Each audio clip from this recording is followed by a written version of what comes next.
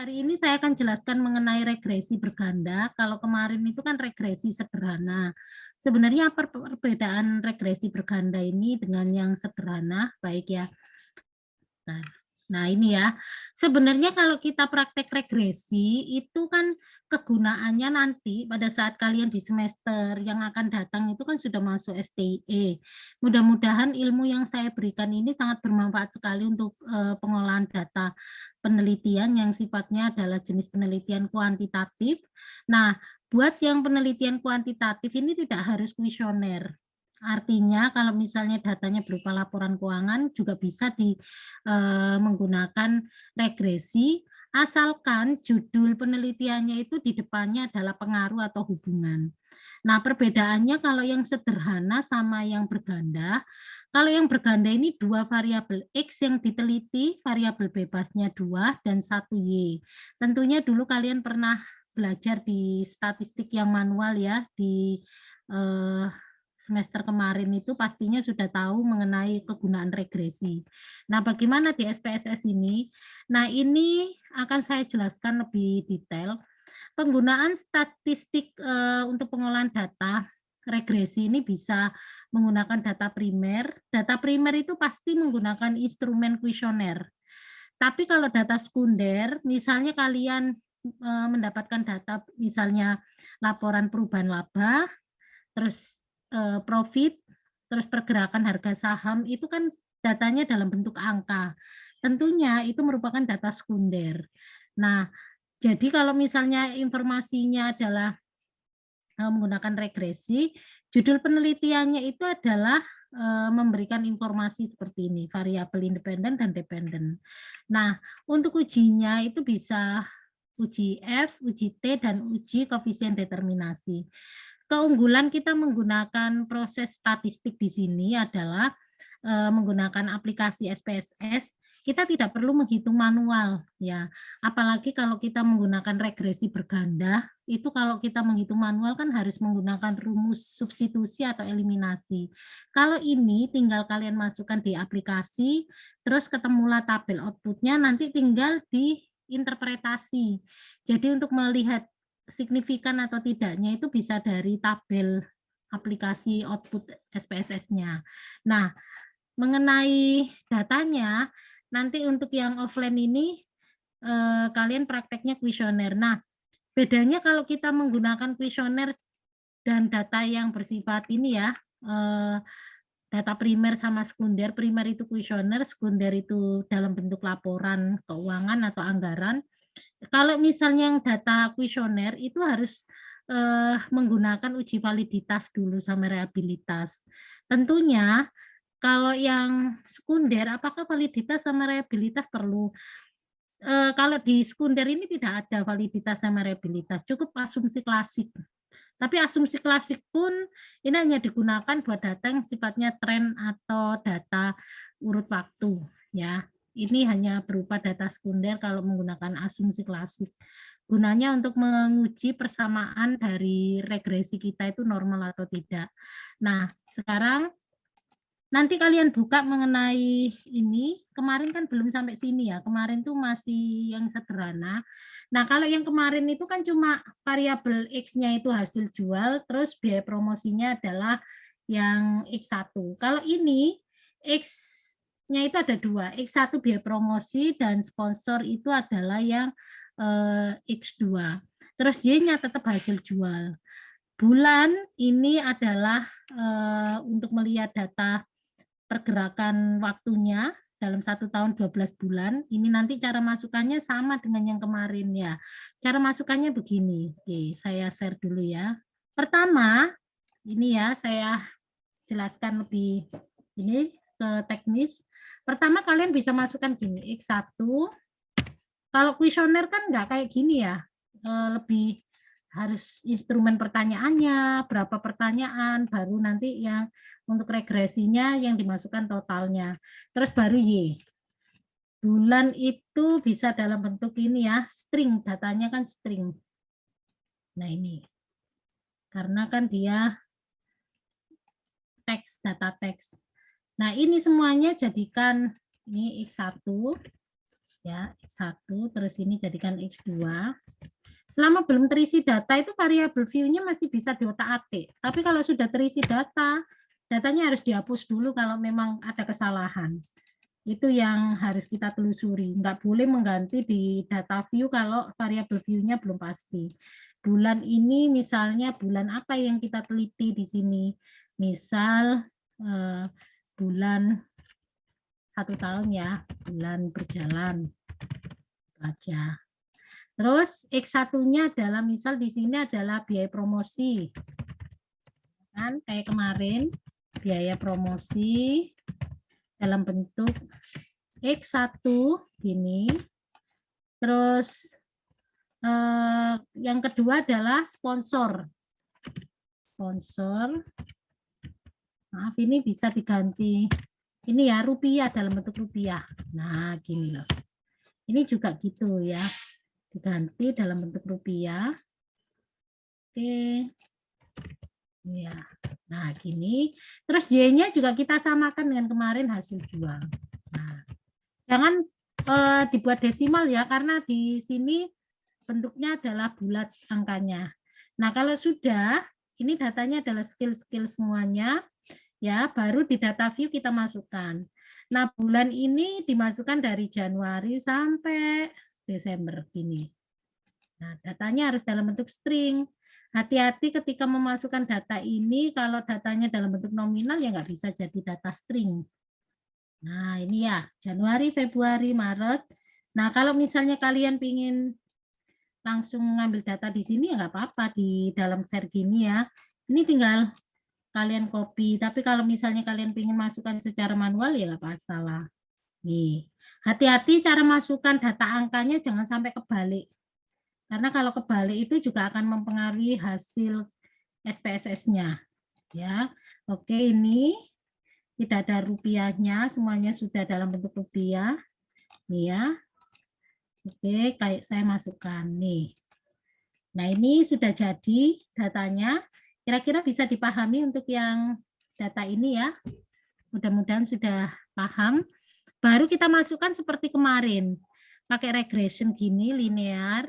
Nah, baru kita masukkan X-nya ini ada 2. Biaya promosi masuk di independen, sponsor masuk di independen, hasil jual masuk di dependen.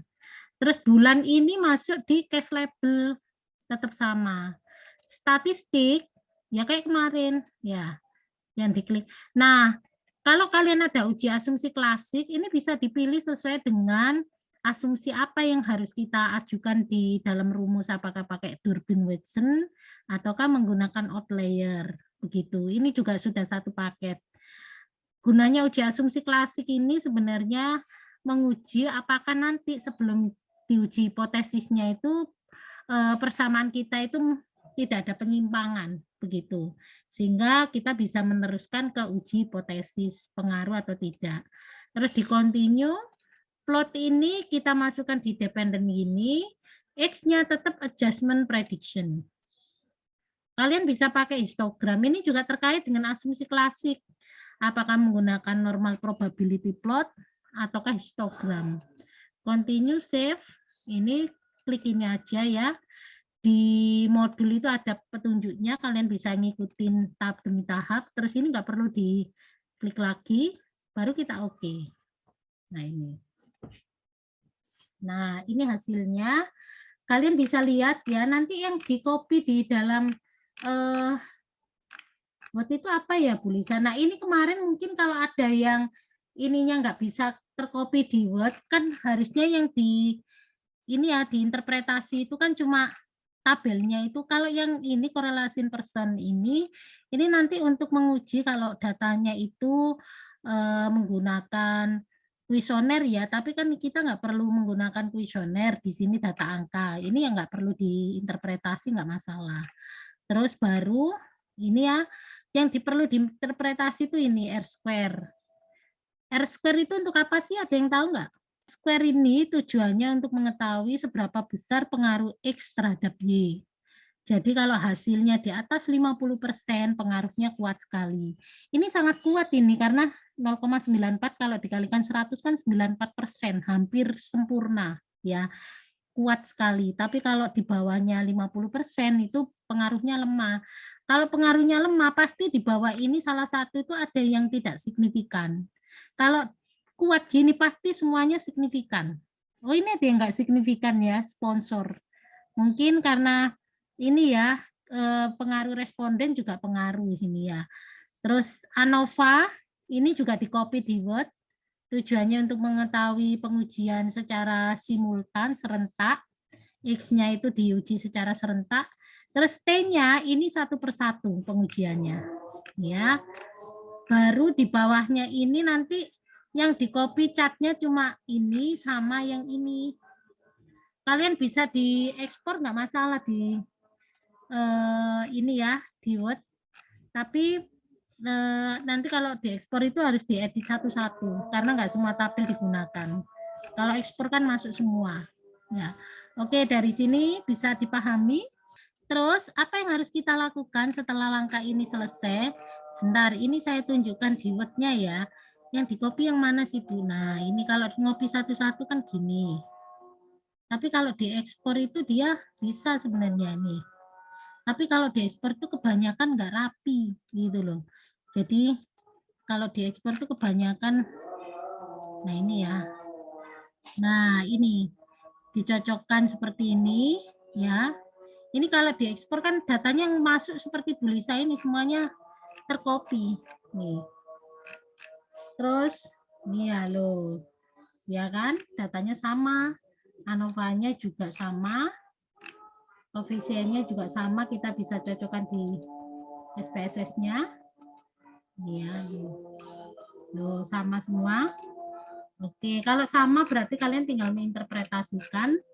Interpretasinya itu nanti bisa lihat di PPT. PPT-nya itu, nah ini, oke ya. Ini sudah saya, ya. Baik ya, saya lanjutkan. Saya khawatirnya nanti kalau lupa nanti teman-temannya jadi nggak konsentrasi ini ya. Nah, untuk yang pertama, biasanya kalau di dalam pengujian hipotesis itu yang harus diinterpretasikan yang pertama kali itu adalah sebenarnya persamaannya dulu, yang ini. Ya, kebalik yang uji T itu yang kedua. Jadi nanti ini PPT-nya itu yang pertama kali diinterpretasi. Memang koefisien ini ada dua interpretasi, persamaan sama uji T. Nah, gunanya kita mengetahui persamaan, ini kan Y sama dengan A, A-nya ini konstan, hasilnya kan 489974,771. Boleh kalian bulatkan 8 karena ini kan lebih daripada 5. Terus X1-nya, ini kan kalau rumusnya diregresikan BX1 ditambah BX2 ditambah E standar errornya. Nah, X2-nya itu ini, sponsor ya 240 0240 dan X2-nya 0,935. Nah, artinya jika X1 dan X2 adalah 0, maka variabel Y ini akan konstan sebesar 4899. Tapi kalau kita yang B, koefisien itu mengetahui seberapa besar kenaikan X terhadap Y. Dilihat dari koefisiennya ya. Kalau dia hasilnya positif, berarti itu kenaikannya searah. Tapi kalau hasilnya min, berarti kenaikannya adalah berlawanan. Itu hasil untuk yang koefisien persamaan. Untuk uji T ini, nah ini untuk mengetahui pengaruh secara parsial itu satu-satu. X1 dengan Y, X2 dengan Y. Nah ini bisa kita lihat dari signifikansi yang berpengaruh itu cuma biaya promosi, sponsor tidak berpengaruh. Ya. Terus untuk yang ANOVA ini juga berpengaruh ya, dilihat dari ini hasilnya. Ini kalau cara dua, kalian bisa menggunakan F-tabel. F-tabel ini pernah Bu Lisa ajarkan di statistik yang manual dulu. Ini harus punya F-tabelnya, jadi nanti F hitungnya itu kan 93,441. Tapi kalau kalian sudah menggunakan yang signifikansi di tabel ya, nggak perlu pakai yang manual, nggak apa-apa. Ini cuma menunjukkan alternatif kalau misalnya yang manual itu bisa menggunakan yang F ini, tapi kalau menggunakan signifikansi yang aplikasi, pengaruh atau tidaknya itu dengan yang ini. Ya, jadi kesimpulannya untuk hari ini, untuk regresi, kita nanti pada saat pengujian hipotesis memang selain asumsi klasik itu wajib mengetahui pengaruh, yaitu dengan uji T, uji F, dan persamaan. Nah, yang terakhir ini adalah menggunakan R-square model summary untuk mengetahui berapa besar pengaruhnya terhadap Y ya. Di sini pengaruhnya kuat sekali sehingga 5,6 itu bisa dilanjutkan ke peneliti selanjutnya itu variabel X-nya itu bisa ditambahkan, faktornya itu tidak terlalu banyak yang berpengaruh ya, karena kalau di hasilnya ini sudah besar, pasti pengaruhnya juga sudah kuat, itu sudah mewakili bahwa variabel 2 ini bisa mewakili pengaruh hasil jual itu bisa dari sponsor dan biaya promosi.